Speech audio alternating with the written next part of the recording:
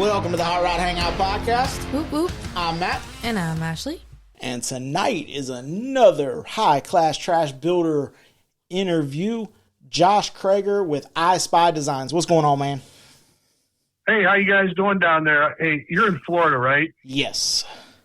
Yeah, so I'm going to tell you right now, we're in Northeast Ohio, and I'm almost up to my ass in snow, and we're waiting for like another 10 or 15 inches. So that's how I'm doing. Well, we ain't waiting on no snow, but we are under a freeze watch. Oh, I feel for you. It's 39 here right now. It's cold. Wow.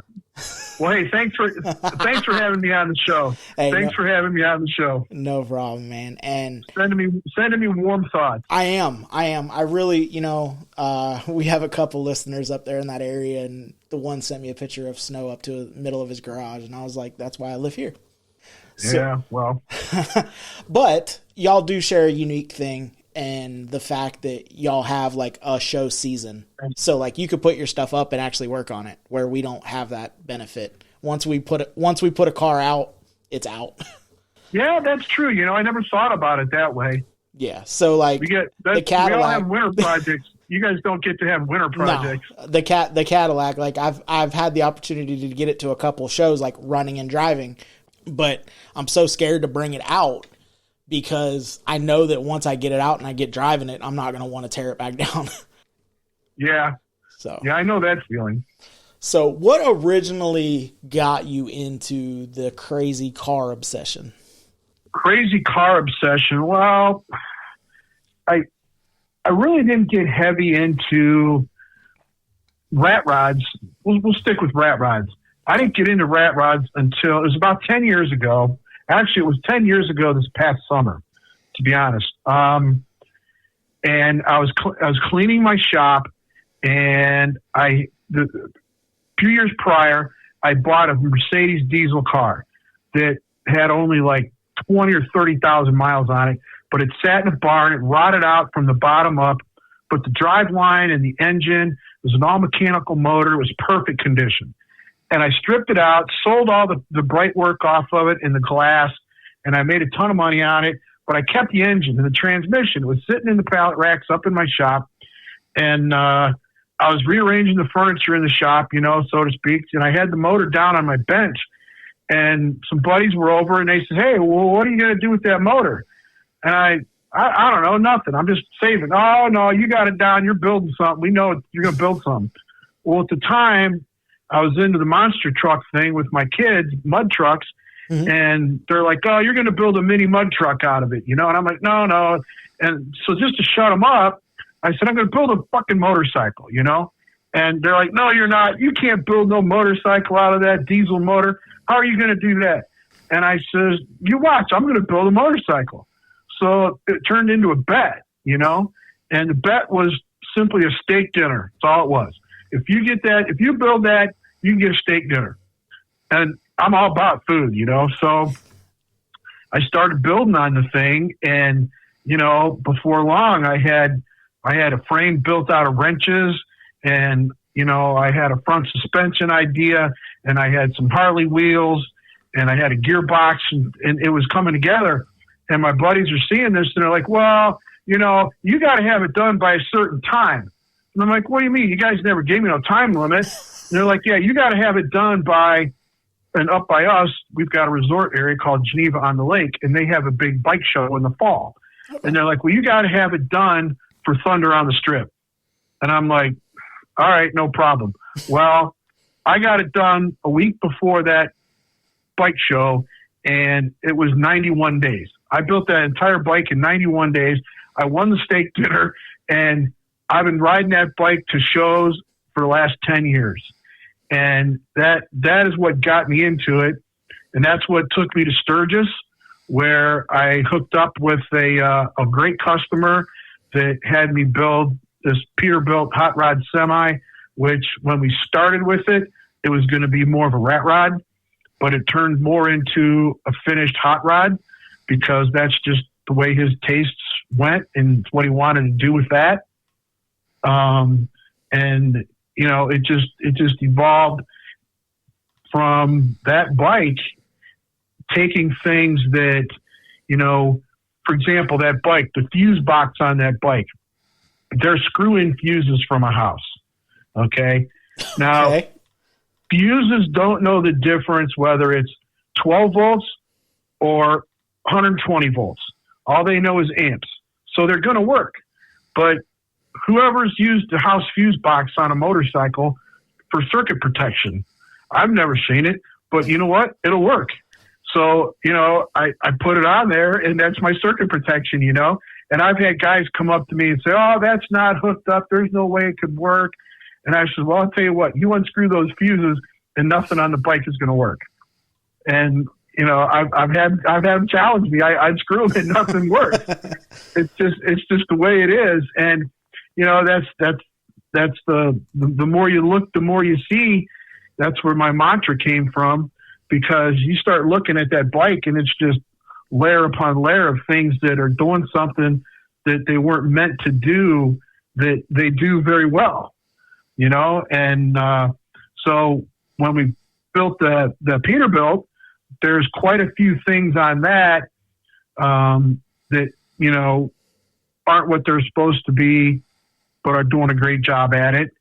And then, we finished up that project, and I was getting ready to build another bike because I really, really enjoy the bike thing. And I wanted to build another bike that had no motorcycle parts at all. No motorcycle wheels, no motorcycle brakes, none of that. So I kicked around the idea of what I wanted to do, and it's got a lot of Model A parts on it, and I've actually started the bike. And then along came some other jobs, and of course, your project always gets pushed off to the side. Yeah, it just happens. If it's not making money, let's get something in here that's making money, right? Yeah, so, that's business. So that's been about a 5-year build, and it's slowly coming together. And I have a deadline in my head now for that coincides with the High Class Trash build off, because that's not going to be my build, but it's going to be a partner of my build, so to speak. We'll get to that a little bit later when I tell you what I'm going to build. And so another customer came, and we wanted to build this 47 Dodge cab over. And it was kind of pull out all the stops, do your magic on it. What you do, just make it work. And that was a deal where, the customer pretty much carte blanche, do what you want to do. And I really enjoyed it. And that, I don't know if you've seen the pictures of that one when you were poking around, but I think that's one of the best builds I've ever seen that's come out of my shop or any shop, because it's so much attention to detail. And that's something that I focus on a lot when we start building something. And when I say we, it's mostly myself, but I've got a crew of helpers. If we're doing a job for a customer, they're part-time help, they get paid, but for the build off and my stuff, they just want to come hang out and help me build. And I tell them, look, I need some help, but I can't pay. You want to work? Oh yeah, we'll come over, Oh, and that's what Hot Rodding started as. I mean, we were talking about our show. That's what we're that's what we're mimicking. Yep, I can buy pizza and I can buy beer and we can sit around and bullshit all night, but we got to get something done, Yeah. So we cranked some stuff out. But yeah, it all started with the bike, and it's progressed along a little bit. And I had shortly after I finished the Peterbilt, which was about 8 years ago or so, I knew I wanted to build something for myself that mimicked the Peterbilt in size and horsepower and towing capacity and reliability and comfort. But I didn't want it to be as nice appearing, shiny, so to speak, as the Peterbilt. So I started gathering parts, and I've pretty much been gathering parts for the last 8.5 years or so. and I just haven't had the time or the push to put them together, because at some point when I retire, I want to take what I build and travel cross country, whether it's in a late model fifth wheel travel trailer or a retro bumper pull trailer behind this hot rod, rat rod. That's what I want to do. That's going to be fun for me. And I think I can convince my wife to do it, as long as we stop at a couple of hotels along the way and we have air conditioning. You know, she might go for it. So I said, I've been gathering this stuff, and I've looked at these build-offs for Rat Rod Magazine that Jeremiah's been involved with, and some of these other build-offs, and the time constraints, the money constraints, and the travel to where the show was and the timing of it, none of them just ever worked. And I always thought that a build-off would be the motivation for me to get this thing done. And none of them had synced with me. You know, they just didn't fall into place. So I was watching Jeremiah, you know, we follow each other, and I saw that he was putting on this build-off, this High Class Trash thing, Invitational, and I sent him a message, and he says, yeah, get me your information. You're in. You know, we'll look at it. And he says, you know, you're the kind of guy we need. We need more of you for the OG class. Mm-hmm. And so I got him my information, and, you know, made up a nice intro video for him. And next thing you know, we're getting introduced in the OG class, which is perfect, because it gives me enough time. The budget is very workable, and, you know, the distance is a little further than I would like it to be, but, you know, the time of the year and whatnot, I can make that work, because we're driving what we build all the way there. We're not trailering anything. The only thing we're going to trailer is a tool trailer. I'm literally trailering my welding trailer that I use for my business, which is loaded for bear. I mean, we've got welders, compressors, everything to fabricate anything you need. It's all on that trailer. That's going with us, and that's our insurance to get there. Yeah, and I was kind of excited that we've got 4 other guys from Ohio that are going. One of them he's about an hour from me, Duchess Brown, and he's down in Warren. It's just about an hour, and I just talked to him last week. You know, a couple messages. I'm going to run down there and introduce myself and meet up with him, see if I can help him, you know, see if he needs anything for his builds. And there's another guy to the west of me. We're definitely going to all try to get together, link up, and convoy down together to the show.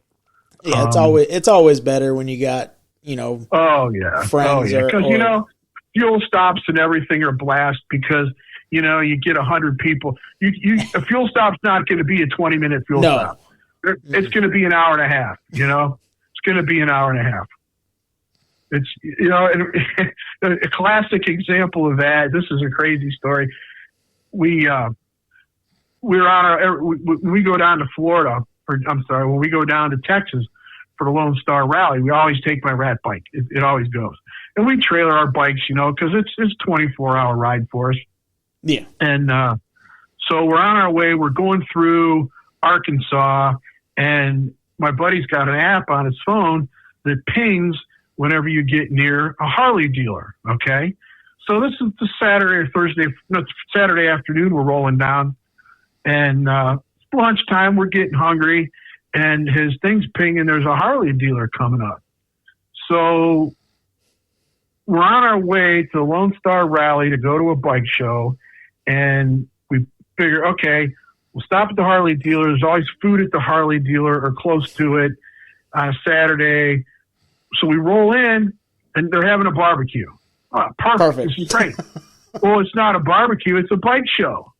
So we're there checking out their bike show, and, you know, the owner of the Harley dealer comes out, and we're talking to him, you know, where are you from, where are you going?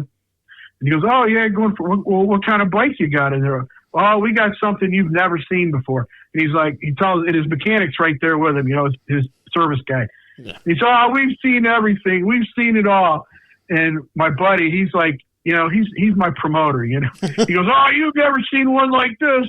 And I'm like, "Bob, enough, And he says, "Come on, let's go look." So we go over, we throw down the back door of the trailer, and he's checking it out. He says, "You got to get that thing out of there and get it in the show. This has to be in our show." And I says, "We just stopped for lunch. We don't have time for a show." And he's like, "Well, we're going to be judging in an hour. Just stick around." Well, sure as shit, we got best in show, best in class, and longest distance traveled or something. So we stopped at a bike show on our way to a bike show, and we won. That was just crazy. But it's never a quick stop when you got any kind of a rat rod. Never. No, it's it's like we were talking. You don't even if it's not a car person. They've never seen one. They've never seen it. It's off the. It's not normal. It's not normal. It's not normal. And that was, you said that, after you retire, you wanted to go on like vintage camper or something like that. And yep. My one trip I took in 25 was I did a 10-day road trip with Bad Idea Customs and another podcast. And we went from Plains, Montana to Sandpoint, Idaho for Lost in the 50s. And then we went down the 101 into Santa Maria for the West Coast Customs Show. And pulling vintage cars. We had a 50 Woody that pulled a pop-up camper, a 55 Crown Vic Custom that pulled a camper. Was started with a 46 Chevrolet, and he traded it out for a 65 Ford because the 46 broke. And then chassis swapped F1, all pulling campers. And nice. It was cool, but it made me, the only thing that I would have changed would have been my crap. Because like you're driving somebody else's stuff, and I'll abuse my stuff, but you kind of want to take care of other people's stuff. Right. You don't want to be the guy to break their stuff. Yeah. And, and Ken Sainer with Bad Ideas, a great guy, but literally it was an awesome time. There was one more thing. I would change that my wife was there, because the whole time I was out there, she was here working. And so I had to keep getting I wish I was out there with you. It's like, yeah, me too, babe. All right, well, I got to go cruise this. But out there, the car, like we were talking about, you pull into a gas station and nobody's seen anything. I took the Crown Vic to go get gas, and it's on air ride. I lay it out and walking across the parking lot, and I'm waiting for somebody to say nice car, and no one says anything. And I'm like, what the crap? Well, then come to find out later on, we ended up after the parade. We ended up at a lowrider family's get together, and they're like, "What are you? You're from Florida?" And I'm like, "Yes, ma'am."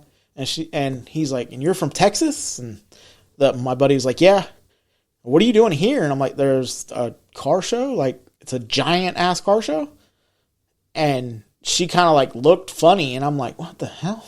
And later on, the dad was like, "Let me explain. The reason that she didn't know it was a car show is because that's every day.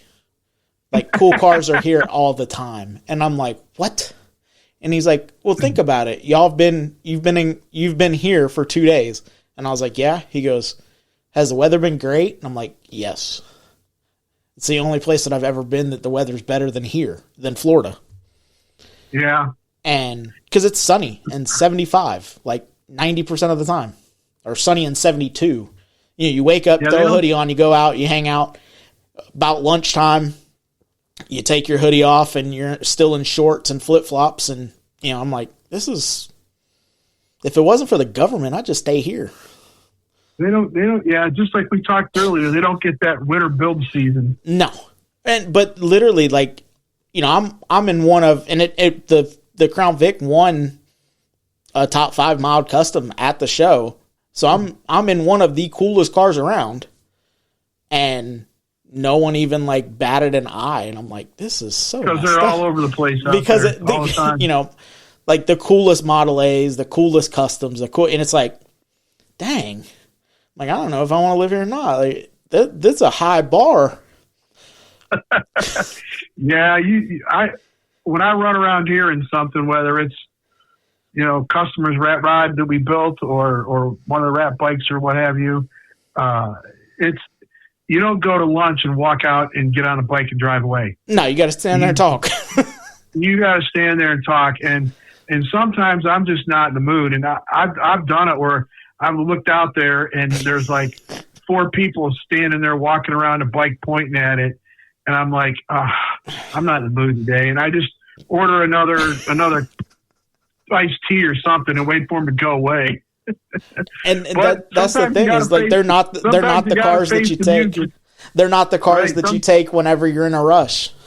Yeah. You know, because that's when they'll show their ass and not want to run, or you get one person that wants to talk and they stop you from leaving, and now that gives somebody else time to get there, and it's like right. But so yeah, like I said, I've been collecting parts for, like I said, it's been 8+ years, and I found a 47 FWD cab. Now, okay. FWD stands for the Four Wheel Drive Motor Corporation, and they built this cab style right up until the 60s, and it was used by a couple of other companies too. Autocar used it, FWD used it, Oshkosh used it. So I don't know who the actual manufacturer was, but they were used on a lot of those big, heavy off-road and, you know, municipal construction type trucks. This particular one came from the New York Department of Transportation, the NDOT. It was actually a giant snowblower truck.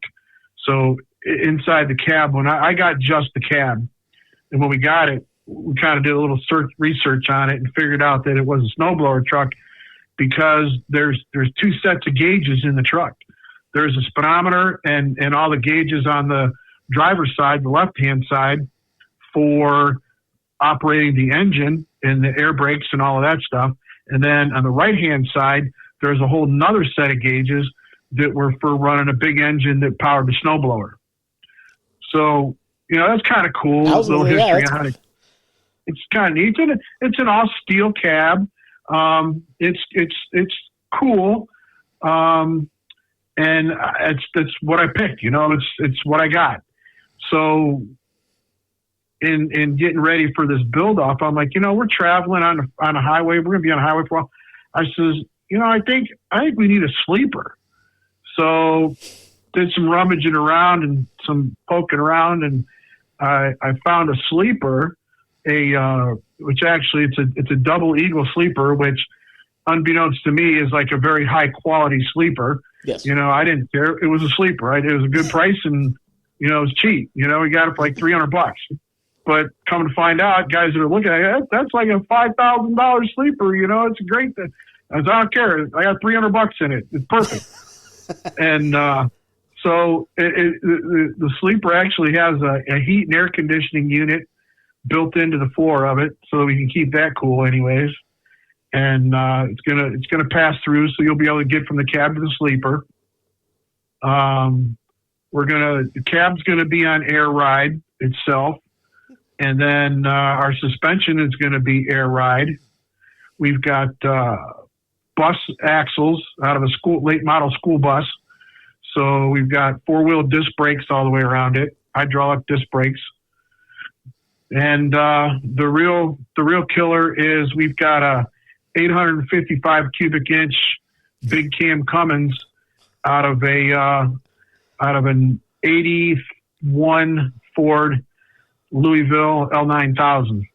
Okay. So we've got the motor, and I didn't want to run a stick shift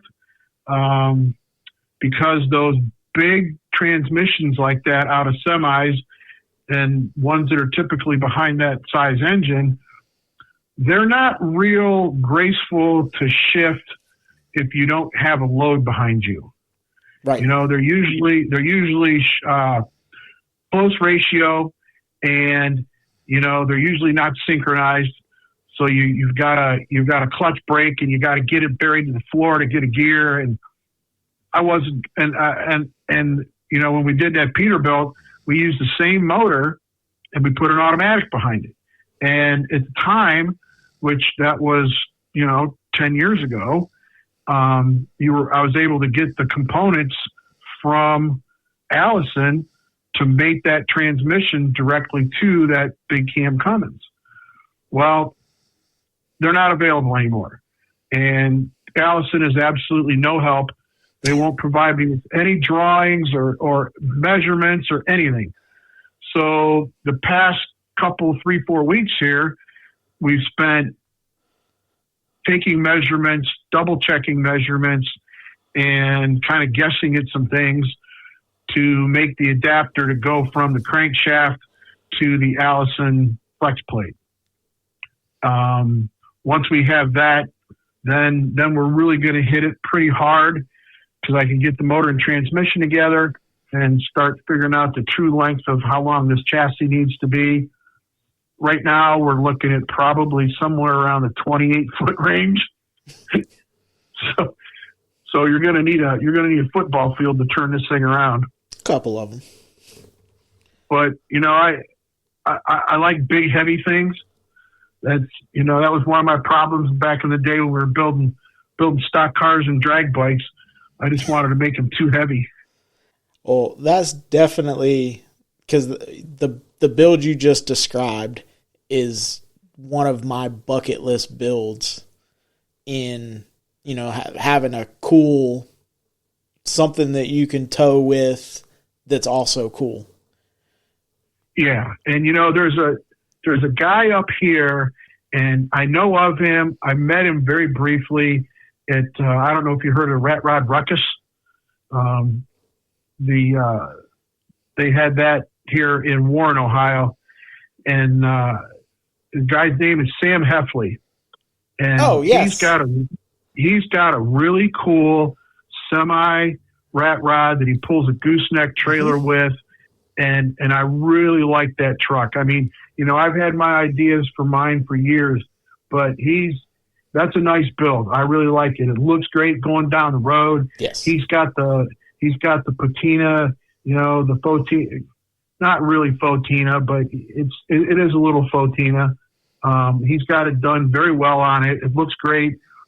So that's, it's not a goal to be like him, but there's other guys out there doing this kind of build. Yeah. And you're starting to see more and more of them, which is really cool.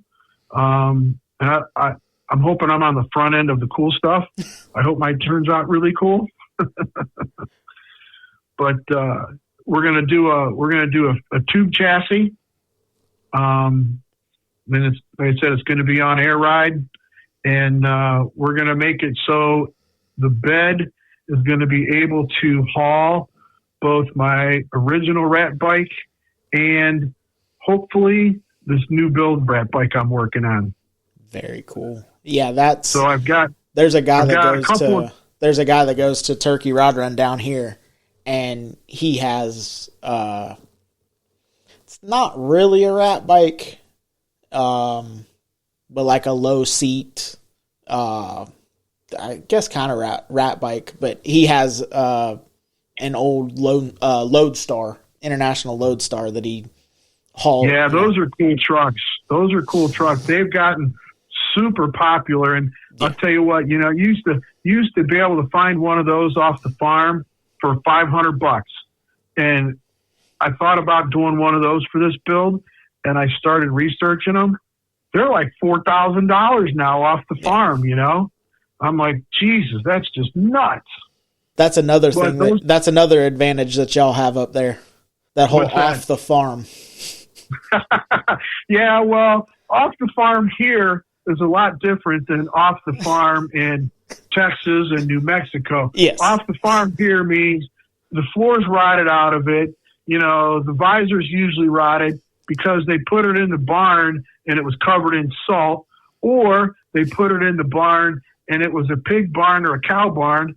So all the shit on the floor has eaten away the floor of the truck. Yeah, we don't. That's what actually killed that Mercedes that I got my motor out of. It sat in a cow barn, and it just rotted out from the bottom up. Yeah, that's, again, talk to people, Iowa, Illinois, places up there, and it's like, oh yeah, you just like go to the field because people get they get done with the truck and they just stick it out in the field, and they just park them. Yep. And I'm like, oh, that's, we don't have that, because like if you find something down here that was a farm truck, like they got all the good out of it before they parked it. Yeah, it's a completely different mentality, but y'all deal with a lot of rust. We deal with a lot of topside, fading, and then obviously bottom rust after it gets parked because, it tries to assume back into the earth. Yeah, our rust here is it's just bad. It's so bad. But and also with the Lodestar, you're seeing a lot of them, which is cool. But it's awesome that you're doing something different, because one, now you're not trying to put your own spin on something that a lot of people have done. You're kind of putting your own spin on something that no one's done or very few people have done. Yep, and that's why I picked this cab, because not many people even know what an FWD cab is. I mean, until I really researched it, I didn't know a whole lot about them. I just knew that they were usually construction trucks, and I didn't know much about the company at all. But they were out there, and it's like I said, it's pretty much like an Oshkosh or even an auto car. One company made cabs, like XYZ Cab Company made those, and they sold them to 3 or 4 different truck builders. Yeah. So yeah, we're gonna. This is gonna be a pretty good blend of rat rod and comfort. We're not gonna have any. There's not gonna be any holes in the firewall or the floor or anything, because when I drive down the road, I want it to be quiet. I want the air conditioning to work, and I want to be able to just go. But from the outside, I want people to walk up to it and go, "What is that? Why is that on this truck? How does that work? How can you do that?" And I've always found on anything we ever build, you've got to put a little splash or a couple of things that are shiny and flashy and draw the people in. It's kind of like a bass boat. A bass boat's got sparkle to it. Oh yeah, metal flake. You got to have a little sparkle in there. Oh yeah, to get the people over there, and that's something that we just kind of we'll figure out as we get there. We get towards the end, we'll figure out where we're going to put the shiny parts and what they're going to be. But we're incorporating some cool farm machinery into it. I don't know if you're familiar with David Bradley, little walk behind tractors. They've got a real cool Art Deco look, 40-ish looking hood that they use on them. Okay. So we've gathered up 4 of those hoods, and we're gonna meld those together to make some really badass fenders for the front. And then in the rear, we've got some front grills that came off of they're not huge, but they're good size cast iron grills off of Silver King tractors. I was able to find 2 of those, and those are going to be the fronts of our rear fenders. Okay. So, for the last, everybody's been asking me, well, how's the build coming? Because we posted some pictures and a couple videos, and I've got, I got a couple of helpers and I got them in the videos, but they asked me, how's it going? And I'm like, well, we're still kind of in I call it the gathering phase. Yeah. I want to get my major components here that I know that I'm going to use and want to use and I'm going to need to get to the next step. So, this weekend we're going to get the engine and the transmission bolted together physically and get the cab next to it, figure out how big of a tunnel we got to build through the cab to fit this transmission in there and not have the cab be 6 feet in the air. We want it slammed as best we can. Yeah. Then we can order material for the frame. And then it's really things are going to start happening after the first of the year. And, we're going to make some pretty serious progress. Well, and all the work that you're doing now with the planning, it kind of, it lays a good groundwork or a good blueprint. So in the future, it's not going to take so much figuring out in the moment. Because that's where builds start straying. Yep. Because, we don't have this. Can we find this? I wanted to use this, but we don't have it. Where are we going to get it?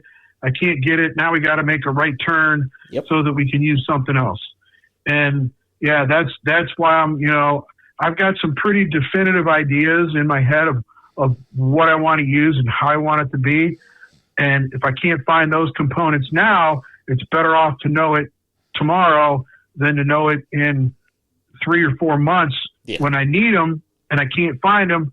And I've been kind of, in a sense, building around having those, that's what makes a build go smooth. And my wife, she thinks I'm nuts because, I'll go to bed and I'll be out in my shop working and I can't figure something out. Or I don't know what I want to use for trim around the cowl. I don't know what I want to use. And it'll make me crazy. I'll go to bed and I'll wake up in the morning and I'm like, oh, that's what I want to use. And I'll flip through Facebook, Marketplace, Craigslist, McMaster Car, wherever I got to go. And I'll find that material and I'll get it. And I'll have it the next day and it solved that problem. And it's like my brain doesn't shut down when I go to bed. Yeah. It just keeps calculating and working, and I wake up with the answer. It's just it makes me crazy sometimes too because I won't think about something. I'll be racking my brain. What do I want to use here? And I'll wake up in the morning. I'm like, I think I want to use that. Where did it come from? I don't know. I found it while I was sleeping. Because I remember when I was doing the Model A, I had a plan or thought I had a plan. And then, like you said, something comes up or you got to make an audible and it's like, oh, I can't find what I really want. So now I'm settling to this, but now that part won't work with, and I'm going through that with the Cadillac, stuff that was bought that would work independent of each other, but now the collection doesn't. So now you got to finagle it around, and I'm using the parts that they bought or trying to use as much as I can to obviously save me from buying more stuff. Well, I've got from doing these builds over years, everybody collects extra parts and stuff. I literally have probably almost 5 of those big pallet totes full of things that, we could use this on a build. And I have no idea what's in most of them. And one of my buddies is helping me with this. He says, we're going to have to clear out a whole bay in the shop just so we can start dumping the totes out to find out what we have and what we don't have. And, those oxygen tanks that came off of airplanes that everybody uses for fuel tanks in their cars? Yep. Okay. So I forgot I had 3 of them. we went up into pallet racking the other day, and we were rooting around looking to see what we got. And he goes, you got 3 of those oxygen tanks up here.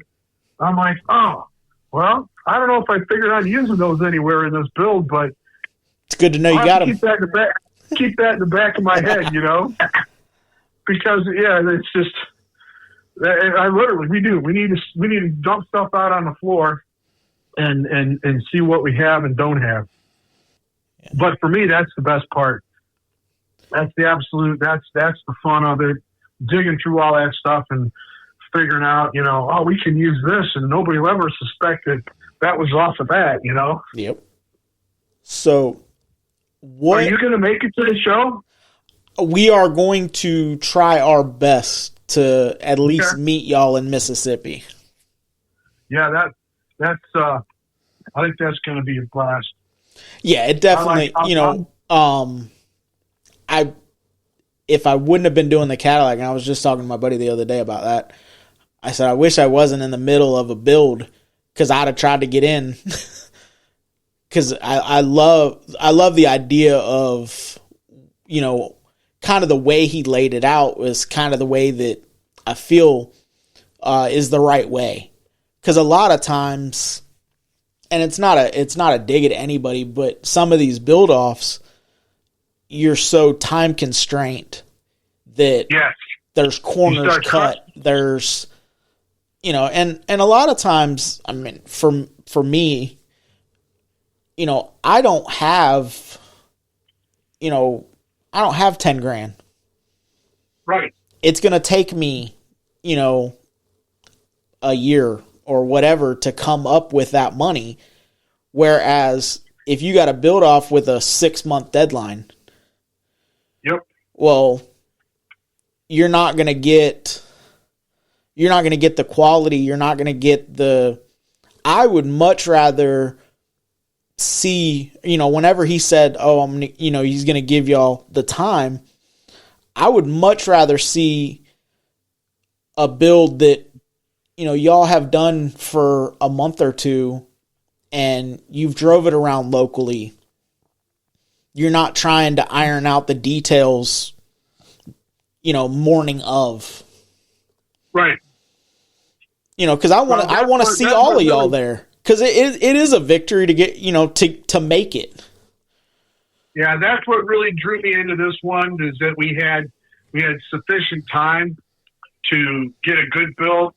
And, quality and safety don't come in 60 days, No. It doesn't come in a couple of months.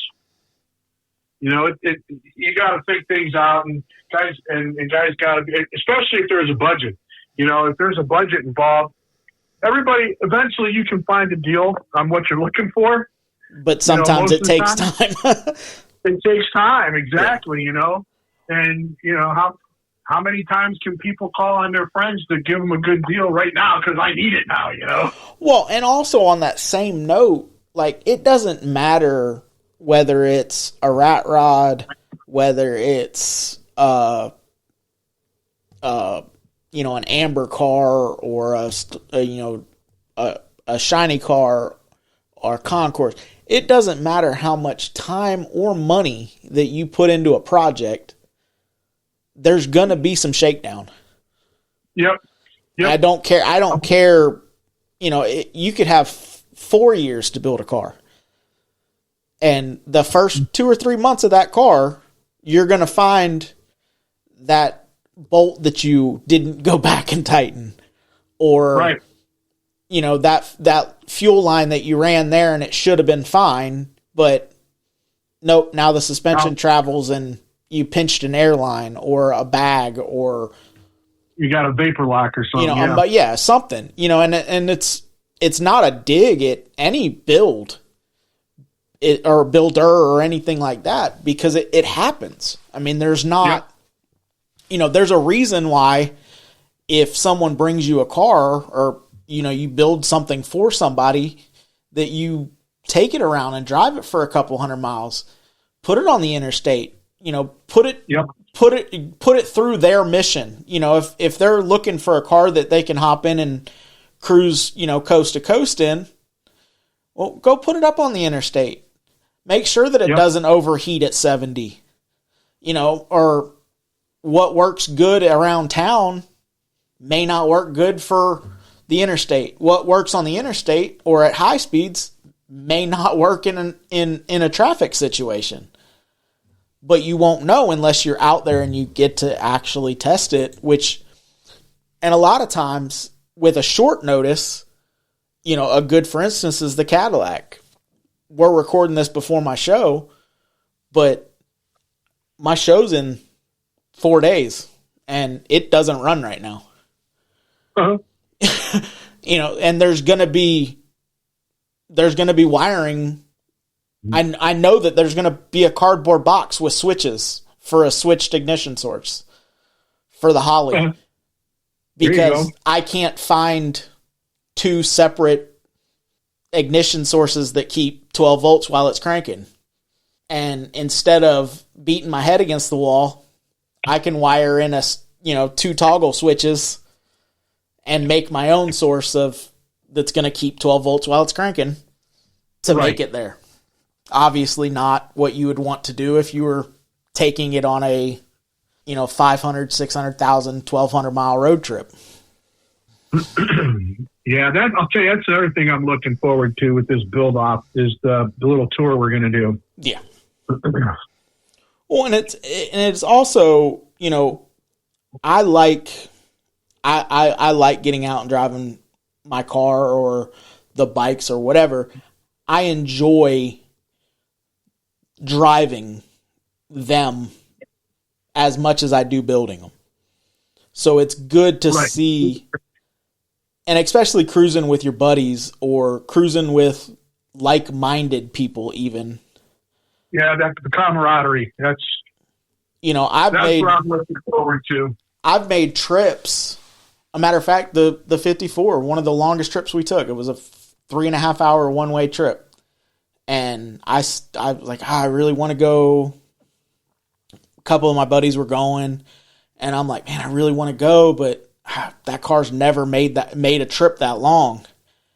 And finally, my buddy's like, what are you worried about? And I'm like, it's just never driven that far. And he's like, what would they have done in 54? I said, well, what do you mean? He goes, if they needed to get from where you're at to Jacksonville, what would they have done?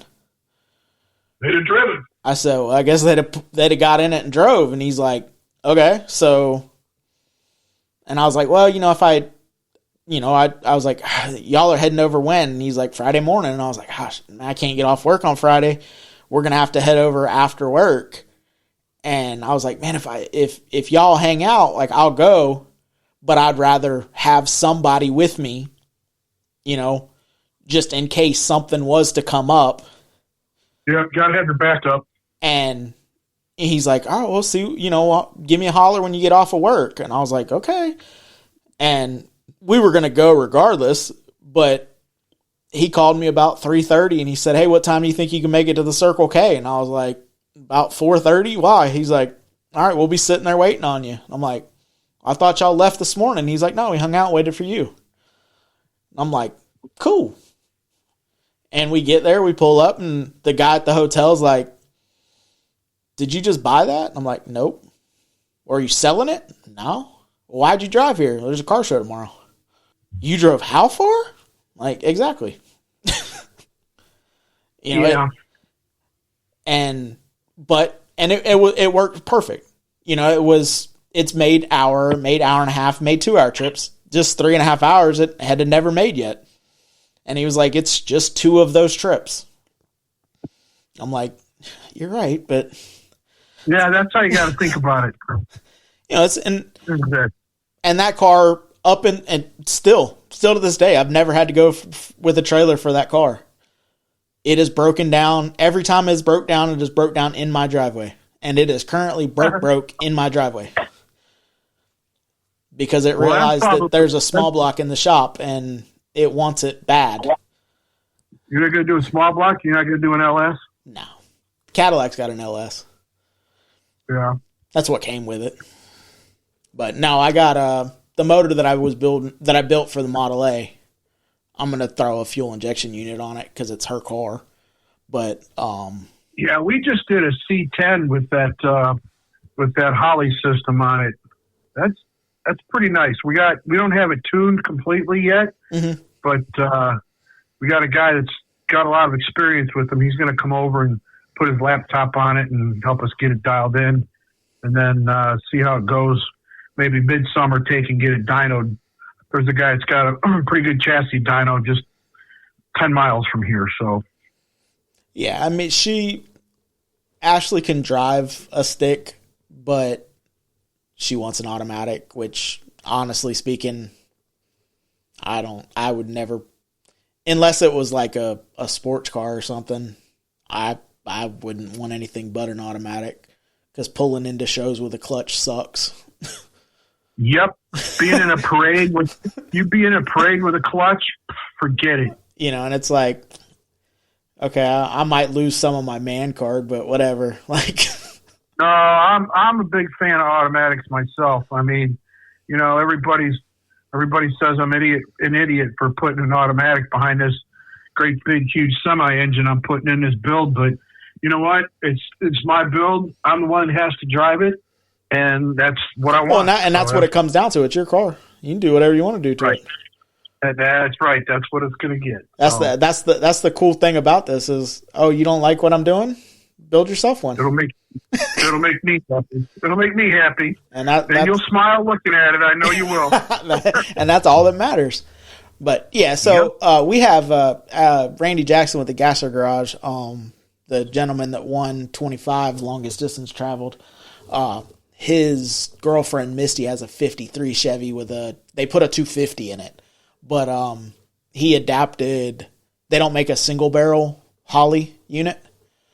Okay. So he had for a Chevrolet, but they do make one for an Autolite for the Ford motor, and it's like within millimeters of fitting bolt pattern wise. So he adapted it to the 250 manifold, and I mean, breathe on the key, it starts, self adjust, you know, and they came. She's from Oklahoma. He's from Missouri.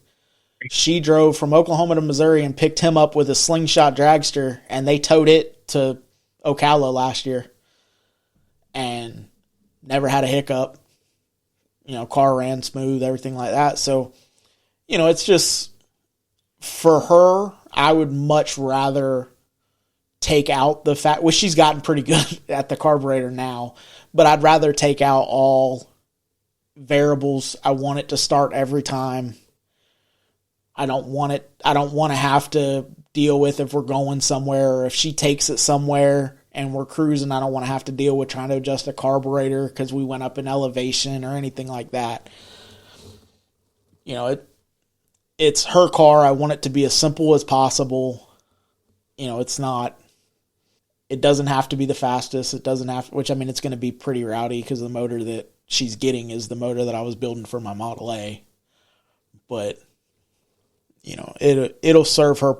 It'll serve the purpose. It'll sound really good, but it's not gonna get horrible fuel mileage anymore. Stuff like that. So it'll be good. That you know, speaking of fuel mileage, that's another obstacle I'm trying to overcome with this build. I don't want great big, huge, gaudy fuel tanks hanging on this thing, but I really want to get some range on my fuel tanks. So I'm gonna have to get creative with these fuel tanks. At first, I thought maybe, you know, I'm gonna have so many feet of tubing in the chassis. I was gonna use the chassis for the fuel tank, but I added it all up. I figured it out, and it only gives me like 40 gallons of fuel. I'm like, well, that's hardly worth the effort, you know? Could you do, not telling you how to build your car, but could you do like a square tank?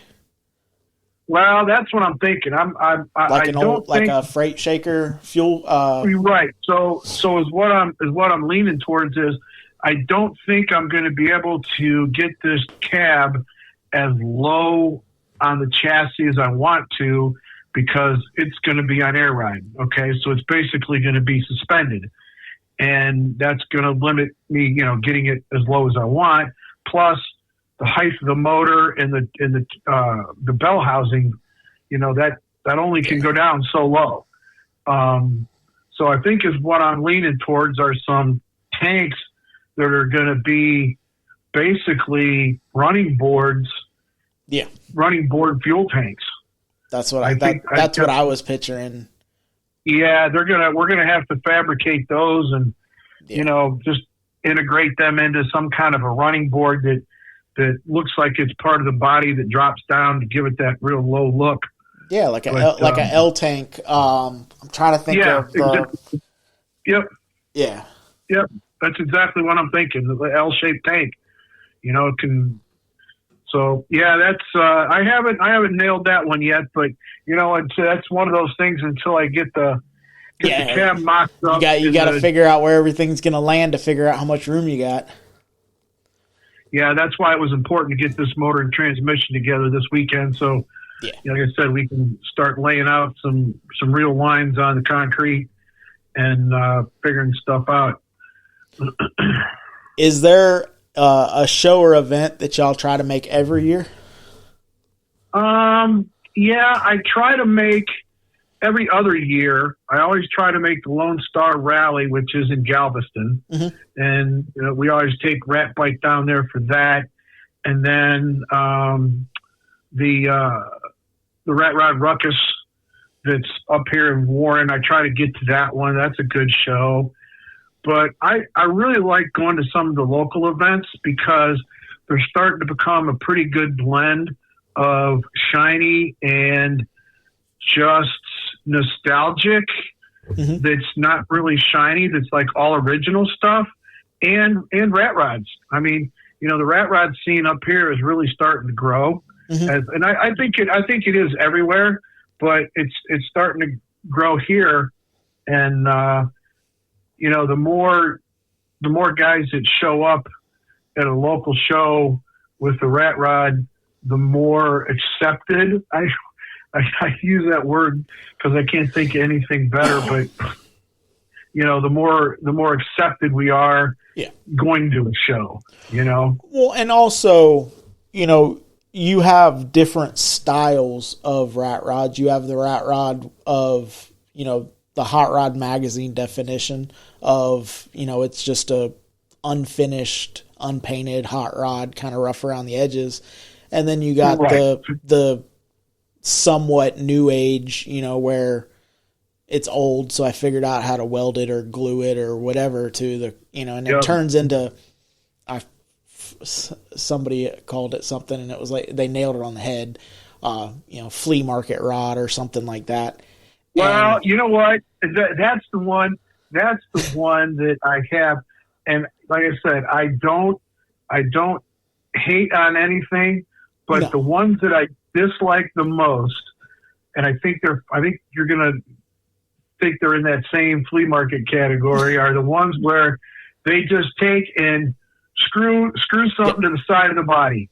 Yes. They just, an old license plate. It doesn't do anything, but we're going to screw it on right here because that guy used one to patch his fender legitimately, and I thought it looked cool, so I'm going to screw one on in the middle of my hood. Yeah, the purposely making it look, purposely doing something wrong. Making your welds ugly on purpose. And then you look at other welds that mean something and it's like, dude, you can weld. And so those welds that you made on that body, you did that on purpose, or, and I'm not my car. So it's not, I wouldn't ever say like, oh, you did it wrong. It's just not the way I would do it. But Ashley loves those cars because she likes the Easter eggs.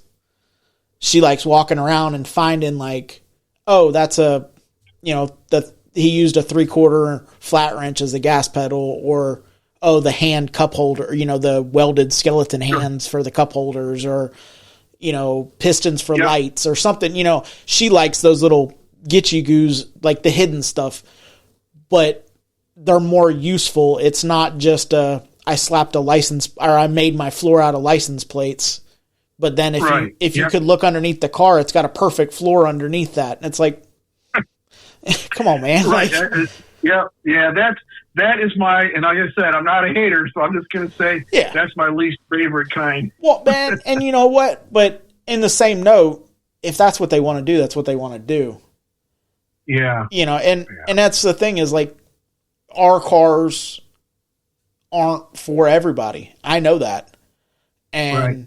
I like them. That's all that really matters is because I'm the one that's got to drive it. You know, At the end of the day, we're the one we're putting it in our garage. right. Exactly. You know, and you know, I would probably never paint something, you know, like a funky color, but doesn't mean that if it's at a show, I'm not going to go look at it. Right. You know, or certain vehicles, I think, deserve certain products, whether it's a wheel choice, you know, and that's a big one between the generation gap. You know, Right. I'm assuming that you're around the same ages or pretty close to my mom and dad's age, or maybe in between us. I'll tell you straight up. I'm 60 years old. Okay, so my dad was born in 57, so he's 10 years more, about 10 years above, 8 years in front of me. So, Yeah. but when he was coming up, and still to this day, he thinks his opinion is, you know, a 15 or 16 inch rim is as big as you should put on a classic car. I'm not offended by a 20. Yeah. Yep. The people behind me, which granted they've lost their way a little bit with the squatted trucks, but it's just a gasser in a truck form. If Pretty you think much, about it, yeah. but they're not offended by 28 inch wheels. Where I look at that wheel and go, ugh.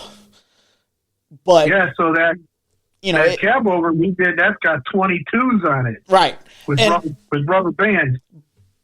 But it fits. If it's my thing is as long as it makes sense, right? As long as it works. Yep. You know, if you're semi cab, if you put a 24.5, you know, Alcoa or something semi wheel, it fits that. Yep. But in my opinion, 69 Camaro doesn't need 24s. Agreed. 100%. And again, not saying that it's wrong. If that's what they want to do to their car, that's their decision. They're the ones that are paying the $8,000 for wheels or whatever it is. Right. But yeah, that's, you know, people hate it. People hate it on my Model A because I had 20s on it. And, oh, why'd you put that big a wheel? It would have looked so much better if you'd have done like a 15 or a 16. And I'm like, I went down an inch. It was a 29. It come with 21 inch wheels. Exactly. I put smaller wheels on it. They don't realize that. You know, but granted, they were a little wider than the 21s that were on it when I got it. But, you know, there's so many different avenues. And as long as the car, whether it's a rat rod, whether it's a shiny car, whether it's a custom with a K, whatever it is, as long as the build itself goes together and you dig it, that's all that matters to me. Yeah. Even if you only got one friend that digs it, and that's the guy that helps you build it. And a lot of times that's exactly what it is. Like you had mentioned something, and I don't know if it was in the podcast or before when we were talking, but you know, you get the buddies that come over and help just cause. Right. Yep. You know, those are the guys, you know, they're building stuff. You know, I have friends that, you know, they push the envelope. They want me to try to make this the best that I can make. And they aren't doing it for any other reason than they want you to have something cool, because they know that when it's time for them to build their dream, you're going to be there in their corner hyping them up. You know, yep. And like if they your buddy, build one, You know, they can say they helped build yours. Well, and also, you know, like you said, your hype man. You know, your buddy's a hype man. Yep. That's. There's so many times that negativity creeps in, and it's like, dude, I don't care whether you are sitting next to me and we're quote unquote competing against each other. Yeah, I want to win just because I'm that guy, but it doesn't mean that I want you to fail. Right, exactly. You know, sure, we all want that gold star. Yeah. But I don't think any of us want to see the other guy sit in the corner with the dunce cap, you know? And I mean, at least for a little while, I'd pull him out of the corner after a while, but you got to get a laugh or two in. But, right, you know, and, right. You know, there's so many, and I hate to say it, with social media, it's so, you know, we have the easiest communication. We have all these social medias, and everyone carries a computer around in their pocket, but yet communication has went to shit. And it's like, I don't care. I want everyone, if I don't like you as a person, I don't want you at my table, but I still want you to eat. And There's so many, and the Rat Rod community and the friends group, the Rat Rod community kind of branches across all, because there's not necessarily like an age range. There's guys that are making rat rods out of, you know, 20s, 30 cars. There's guys that make rat rods out of C10s. There's guys that make, which they're patina cars at that point, in my opinion. But, you know, you got the dude from South Florida, Pepe, has a Honda with no front clip on it. I haven't seen that one yet. It's an S2000. And it's, you know, tires outside of the body. Like, it's a rat rod. Cool. And, you know, I think his thing is Pepe Does It or something. But anyway, yeah, we seen him last year at the Bad Apple when Ashley won her trophy. And it's like a powder blue S2000. And it's got a turbo, no hood, no fenders, no front fenders, no hood, and turbo hanging off the side of it. And it's just, you know, it's the wow factor. Yep. And, you know, I guarantee there wasn't another one. Yeah, that's a hard one too for me. I always like to be the guy that there's not another one of those. Yeah. You know, there's how many 30 Model A's out there with S10 front ends, or, you know, that's sacrilegious. I'll stand on that. Yeah, I'm with you on that. I'm with you on that big time. I am not a fan of S10 front ends or Camaro subframes or any of that, putting any of that stuff together. I'm not a fan. Guys do it all the time, and that's not my style. And I'm not, and you'd mentioned the LS motor. I'm not opposed for somebody to put an LS in a car that has a hood and fenders. Well, I'll tell you what, though, the nice thing about the uprising of, I call it the uprising of the LS, is all that small block and old school cast iron big block shit got really cheap fast. Well, yeah, but swap meets are full of that stuff now. Very much so. But, you know, I don't see, you know, if a Model A, I believe, should have a conventional motor in it. Mm-hmm. Obviously, I like small blocks, Chevrolets, but, you know, you can do whatever you want to do. I believe it should have a real motor in it. I believe it should have a distributor. An LS motor is ugly. Yes, you can put lipstick on it. Yes, you can spend a lot of money to make it look like a small block Chevrolet, or you could just put a small block Chevrolet in it for way cheaper. Yep. But the LS motor is the small block Chevrolet of this generation. It is. You're right. 100%. You used to be able to go to, when I first got into this, me and Dad built a small tire S10. It had a small block Chevrolet in it because you could go to the junkyard and for $500-$600, you could get a motor. Now you go to the junkyard and for $500 or $600, you can grab an LS takeout. Yep. And for $100, you can get an old school small block. And now, now you can get, but it's so, the LS motor, and not to get deep in the weeds on it, but the LS motor is an easier platform for performance. It is, especially for tech savvy people. Well, I mean, even, you got, growing up, I always heard, like, if you had 1 horsepower per cubic inch, you were the man. Like, right. you were, if you had a small block 350 and it made 350, that was a good running motor.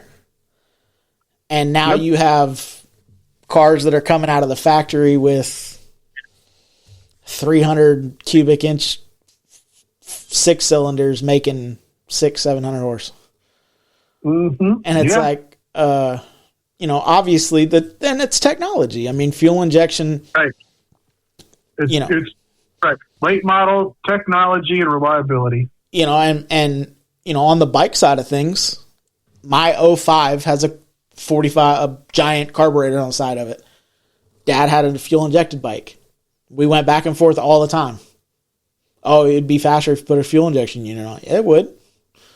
But there's something about that carburetor hanging off the side of it that makes me proud. His bike ran great all the time. My bike, yeah, my Harley's fuel injected, and that's what I'm saying. And but at the time that my bike was built, what came factory, it started life as an electric glide standard, so it had a carburetor on it, and then it got a giant carburetor to hang off the side of it, and then that was me and Ashley's first project. We converted it to make it a road glide. But there's Harley's about the only thing I haven't molested. That one. Well, see, so I bought that for my 19th birthday present to me. So I was the 19-year-old kid with a bagger. I was kind of like, I bought that bike before baggers were cool. Yep, that was a good move because then you'll have it for a long time. And then I got, it was all blacked out and everything like that. So like when the get rid of your chrome and black everything out trend, I was already there. And then it was like the performance bagger kind of came around and I was like, hey, I already got one of those too.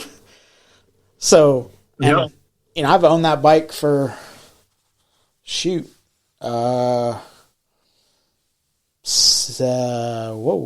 a while. I bought it in 09. So what's that? 16 years? No. Yeah. 16 years. Almost 17. But anyway, and it's still back there. I keep saying I'm going to sell it. And then every time I think about selling it, I'm like, I don't really want to get rid of it. But yeah, I actually, this past year, I put more miles on my rat bike than I did my Harley. And it's been just as reliable. Well, and and my dad just ended up selling his, and I've thought about selling it because I don't really ride it that much, and I don't, like I said, it's just what it is, and every time I'm like, oh, I'll go to sell it, I'm like, oh shit, I killed my first deer on it. It's been rebuilt. Yeah, Christmas Eve of 09. That I was the reason that Santa Claus was late because I center punched a deer. Yeah, I don't have that distinction on a bike. Yeah, I wouldn't recommend it. It wasn't a fun time. Yeah. But yeah, it was that and so and it's been through a whole bunch of exes and. My current wife we did the conversion on it. That was one of our first projects together. So it's kind of like it means something to her. It means something to me. And I'm not hard up so much that I got to get rid of it to make money. So it's like, right. It can hang out. But is there a show or event that you've never been to that you'd like to get to? Show or event that I've never been to that I'd like to. Yeah, I'd like to do the Rat Rod Power Tour they do. That Jerry does for Rat Rod Magazine. Mm-hmm. I'd like to do that tour, and I definitely won't be doing this year on Route 66 because, and unfortunately, that's the one that I'd really like to do, but I'm not going to make it, and it's just because this build won't be done. Right. And that's the other thing I'm making this build for is I want to do a tour with it, so it's got to be in for the long haul. But yeah, that's what I want to do. I want to go to get to Jerry Ripley's tour he does for his show. Yeah, definitely. There's been quite a few people that was one of their bucket list with this build, so that's cool. A lot of y'all will get to catch up with that, catch up and do another trip together. Well, that's what I'm thinking. Hopefully these guys, these other three guys from Ohio, we can get together and we'll jive pretty good and maybe do a couple tours together. That'd be fun. Yeah. So before we run through our advertisers, tell everyone what I Spy Designs, how it came about. Tell us a little bit about that company. Well, real quick, I Spy Designs came about from when I built my first rat bike. I took it over to put it on the scale because the thing's incredibly heavy. And the girl that runs the scale house, she came out and she was just digging it. She was checking it out. And she's like, man, this reminds me of that game we used to play when we were a kid called I Spy. And I'm like, all right, I can appreciate that. That's pretty cool. And then I'm driving home from, with my weight slip in my pocket thinking about what she said. And I'm like, that's a pretty good name for my, my business, my company that we want to build rat rods, I Spy Designs. So we came up with I Spy Designs, the logo we got for it's a nice pinstripe logo. And then our mantra is, the more you look, the more you see. Look again, you'll see more. And that's how we like to build stuff. So where can everyone find you? They can find us on Facebook under I Spy Designs, and they can find us on they can find me on Facebook also, Josh D. Krager, Krager, and you can find us on Instagram, I Spy Designs. And that will I'll have Ashley put that in the show notes below. And is pretty sure. Let's see here. Nope. I'm sorry. I take that back. Instagram is I Spy Custom Designs. Okay. It's I Spy Custom Designs on Instagram. But I'll make sure that's in the notes. Yeah. I'm a little bit slow on my social media stuff, which I'm trying to get better, especially when we get hot on the build here in the next few weeks, because I really want to showcase my helpers that I have, because I've got some helpers that are kind of unconventional. One of them is a 13-year-old girl that happens to be my next door neighbor, that she's been welding since she was 9 years old. Her dad and I got her started welding, and she loves it. So she's over here helping with the build. She actually comes over and practices in my shop periodically, doing some welding. And then another one that helper that's kind of cool we're using is a young man down the street. He's 12, and same thing. He loves to come work in the shop and help us do stuff. So they wanted to be included in the build, and I'm like, absolutely, you guys, I'll find stuff for you to do. I'll find you stuff to do. Very cool, because we definitely need to keep kids interested in this. Oh yeah.